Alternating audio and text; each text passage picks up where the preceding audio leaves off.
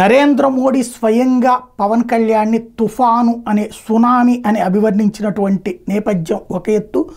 100% strike rate, assembly parliament ఎన్ని పోటీ చేస్తే అన్ని విజయం సాధించినటువంటిది ఒక్క పవన్ కళ్యాణ్ కావడం, 100% స్ట్రైక్ రేట్ అన్నటువంటిది దేశవ్యాప్తంగా ఇప్పుడు చర్చనీయాంశం అవుతుంది. అందుకనినే నేషనల్ ఛానల్స్ ప్రత్యేకించి పవన్ కళ్యాణ్ మీద ఇట్లాంటి స్పెషల్ స్టోరీస్ కథనాల్ని ప్రొజెక్ట్ చేస్తున్నాయి. అందులో ఇలా 100% స్ట్రైక్ రేట్ ఒకటి, టోటల్గా భారతీయ జనతా పార్టీకి ఊపిరినిచ్చారు.